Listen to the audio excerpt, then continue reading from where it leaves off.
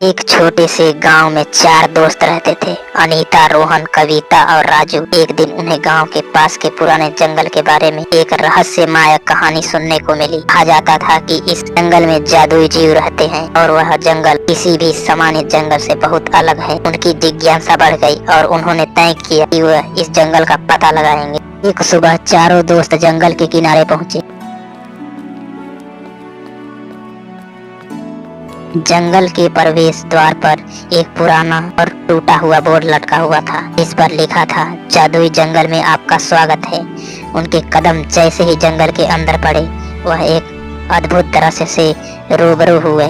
चारों ओर बड़े बड़े पेड़ थे जिन पर चमकीली रोशनी के फूल खिले थे और अजीब अजीब आवाज आ रही थी। जंगल में थोड़ी दूर चलते ही उन्होंने एक नन्हा जीव देखा जो पेड़ की शाखा पर बैठा गाना गा रहा था। जीव बातें करने लगा। ने अपना नाम चिनमिन बताया और कहा कि वह इस जंगल का रक्षक है। चिनमिन ने उन्हें बताया कि यह जंगल सिर्फ उन लोगों को अंदर आने देता है जिनके दिल साफ होते हैं और वह सच्चे दोस्त होते हैं। चिनमिन ने उन्हें आगाह किया कि जंगल में कई मुसीबत भी है जिनका सामना करना होगा। भी अचानक एक तेज हवा का झोंका आया और चारों को एक गहरे दलदल में खींचने लगा।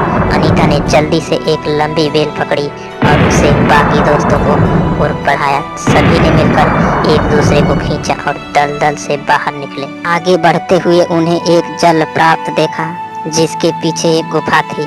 गुफा में एक बहुत ही प्यारा सा पंच रहता था जिसका नाम था चिन्नू। चिन्नू ने उन्हें बताया कि इस जंगल का संरक्षक है और उसने उन्हें बताया कि जंगल में कैसे रहना चाहिए।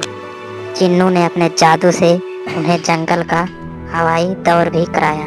जंगल के अंतिम हिस्से में एक बड़ा किला था जहाँ पर बुरी जादूगरनी रहती थी। इसने जंगल के जादुई जीव को कैद कर रखा। ने मिलकर एक योजना बनाई। उन्होंने अपना साहस और बुद्धिमानी का प्रयोग कर जादूगरनी को हराया और सभी जादुई जीवों को आजाद करा। जंगल के जीवों ने दोस्तों का धन्यवाद किया और उन्हें विशेष एक पुरस्कार दिया जो उन्हें किसी भी मुश्किल समय पर सहायता करेगा। जब वे गांव लौटे तो गांव वालों की पूरी घटना की कहानी गांव वालों को सुनाई। उस दिन के बाद से अनीता, रोहन, कविता और राजू ने सीखा कि सच्ची दोस्ती साहस के साथ ही मुश्किल का सामना किया जा सकता है। ये अक्सर उस जादुई जंगल की यादें ताजा करते